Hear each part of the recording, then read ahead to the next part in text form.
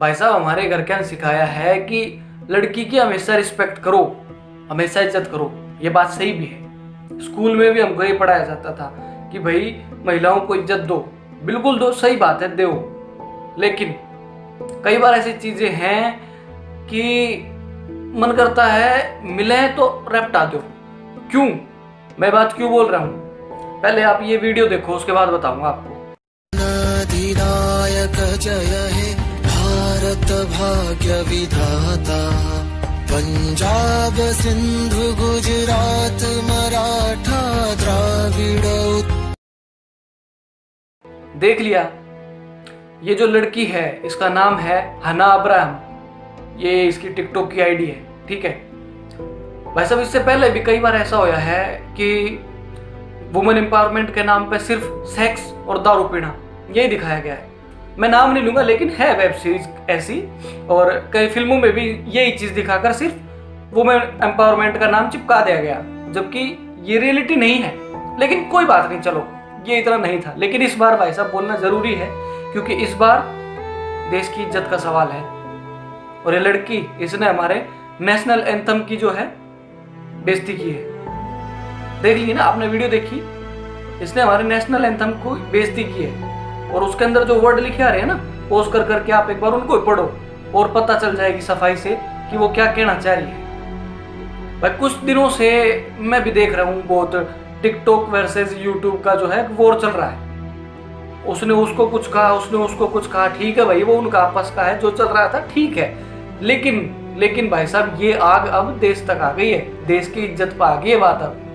अब तो कुछ करना पड़ेगा, है ना भाई। देश के यूथ एक बार जागा, जब उनको पता चला कि भाई टिकटॉक तो एक बीमारी है, यूथ जागा। उन्होंने भाई साहब रिव्यू दिए और टिकटॉक की रेटिंग बिल्कुल नीचे ला दी। लेकिन गूगल ने भाई साहब 8-9 मिलियन रिव्यू डिलीट कर दिए और उसकी रेटिंग फिर से अप चली गई, है ना। और भाई गूगल का सीईओ कौन है, आपको सबको पता है कौन है। मैं नाम नहीं लूंगा, किसी का नाम नहीं लूंगा मैं यहाँ पर, चिंता मत करो। सिर्फ उसी लड़की का नाम लूंगा जिसने ये सब करा है ना। तो टिकटॉक की रेटिंग फिर से ऊपर चली गई।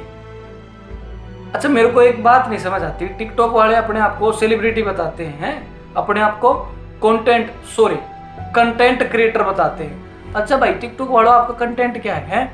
बस फटाफट कपड़े बदलना है, यूं हाथ लगा के यूं धुआं उड़ाना है, या वीडियो को स्लो कर देना।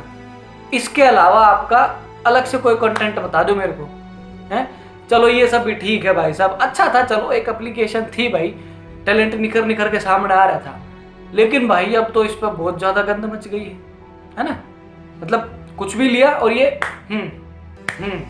इंडिया को बोल दो कुछ भी, जिसका जो जी करे। ऐसे कैसे बोल दोगे भाई, ऐसे कैसे देश की बदनामी होने देंगे? मैं आपसे, आप सबसे ये बात पूछ रहा हूँ, चुप बैठोगे? हैं? मतलब अपने देश की बदनामी हो रही है, अपने नेशनल एंथम। भाई साहब रोंगटे खड़े हो जाते थे स्कूल में भी, और आज भी जब नेशनल एंथम सुनते हैं ना, जब वर्ल्ड कप चालू होता है और पूरी टीम इंडिया खड़ी रहती है ग्राउंड के अंदर, और जब नेशनल एंथम बजता है, छत के नीचे होते हुए भी खड़े होते हैं रिस्पेक्ट में उसकी, बाढ़ ऐसे खड़े हो जाते हैं आज भी, समझे। और ये लड़की, अरे मैं इसके माँ बाप से पूछना चाहता हूँ, भाई तुम्हारे बच्चे इतना सब कुछ कर रहे हैं, तुमको नहीं दिखता है? मतलब जिस थाली में खाया और उसी में हगना चालू कर दिया, ये कहाँ की इंसानियत है भाई? मतलब जिस देश में आपने पाल पोस कर इतना बड़ा किया अपने बच्चे को, और वो टिकटॉक पर क्या क्या रायता फैला रहा है, क्या क्या अगर आपने, आप देख नहीं रहे भाई साहब, है मतलब अपने बच्चों की नहीं देख रहे गोरी आप लोगों से, तो कैसे माँ बाप हो भाई आप? भाई साहब ये छोटी मोटी चीजों तक चलता था, अब मामला देश का है। अगर अब भी आप लोगों ने ये ऐप अनइंस्टॉल या डिलीट नहीं करी, गद्दार हो भाई आप। अगर सच्चे देशभक्त हो, मैं किसी को सपोर्ट नहीं कर रहा भाई साहब, मैं साफ बोल रहा हूँ, मैं ना किसी के अगेंस्ट हूँ ना किसी के सपोर्ट में हूँ, लेकिन ये मामला देश का है भाई। नेशनल एंथम की बेइज्जती हुई है, जो मैं तो बर्दाश्त कर नहीं सकता। अब आप लोगों के ऊपर डिपेंड है, अब इस एप्लीकेशन को भारत में बैन करवाना है, आप सबकी वजह से होगी। हमने भी चलाई थी भाई साहब, शुरू में चलाई थी, लेकिन उस टाइम पे इतनी गंदगी नहीं थी, इंटरटेनमेंट हुआ करता था, नया नया टैलेंट निकल के सामने आता था, छोटे छोटे बच्चे से बूढ़े तक आते थे, बढ़िया बढ़िया सब कुछ करते थे। लेकिन भाई अब पानी यहां से ऊपर चला गया है, अब देश की इज्जत का सवाल है जो आपके हाथ में। अब इस एप्लीकेशन को अनइंस्टॉल करके डिलीट, बैन करवाना इंडिया के अंदर से। परेश रावल साहब ने नमस्ते उनको, उनका बर्थडे भी था 1-2 दिन पहले। उन्होंने भी ट्वीट कर दिया था कि बैन टिकटॉक, वो भी सपोर्ट में है बैन करने के। अब आप लोग सोच लो, वीडियो को आगे तक पहुंचाओ, आपकी मर्जी है, पहुंचाओ चाहे मत पहुंचाओ, मैसेज आगे तक जाना चाहिए, वीडियो जहां तक पहुंचती है पहुंचे दूसरी। लेकिन अब हमने क्या करना है, बस चाइना को जवाब देना है। एक तो पूरी दुनिया को उन्होंने पहले परेशान कर रखा है कोविड-19 कोरोना से, है? और ये एक और अलग बीमारी है।